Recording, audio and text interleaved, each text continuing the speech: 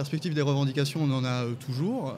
Elles doivent être claires, fortes, bien identifiées, avec des termes simples et très rassembleurs, forcément. Mais ça va être dans la stratégie de comment on poursuit le lendemain, puisque la mobilisation est un enjeu. Les mobilisations des masses est un enjeu au quotidien pour chaque syndiqué. C'est très important. Enfin, c'est ce qui va faire, ce qui va nous amener à la victoire, c'est si on est ensemble.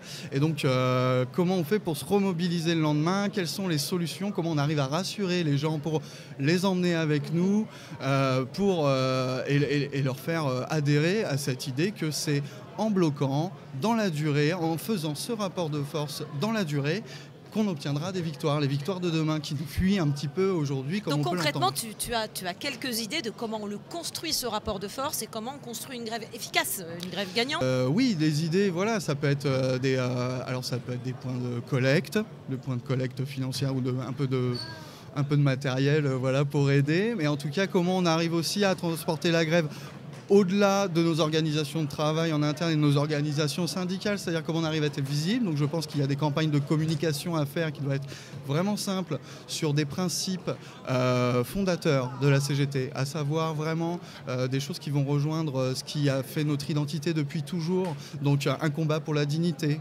un combat pour vivre de notre travail. Voilà. Donc des thèmes très rassembleurs, c'est ce que tu es en train de nous le dire. plus rassembleur possible, Pour mettre en mouvement, voilà, pour mettre en mouvement.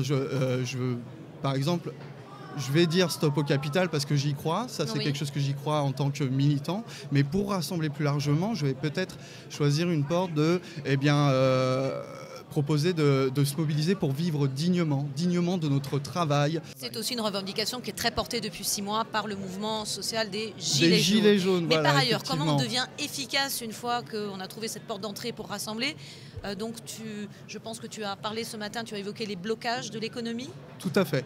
Tout à fait, les blocages de l'économie, même parfois des transports, se mettre devant une gare, bloquer une gare, voilà, c'est tout de suite plus visible. Il faut gêner, il faut bousculer.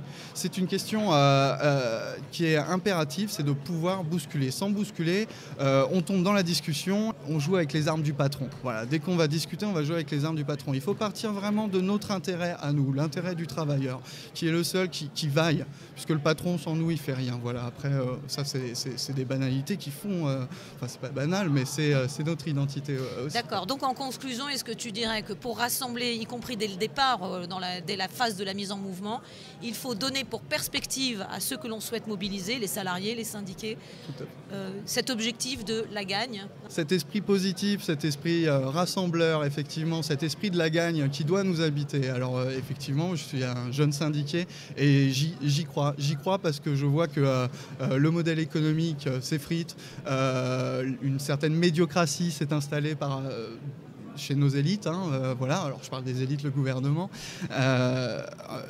Oui, il y a on arrive à des situations tellement aberrantes qu'aujourd'hui, oui, je sens qu'on peut vraiment s'élever tous ensemble. Et les Gilets jaunes nous ont donné une leçon. Je le dis tranquillement.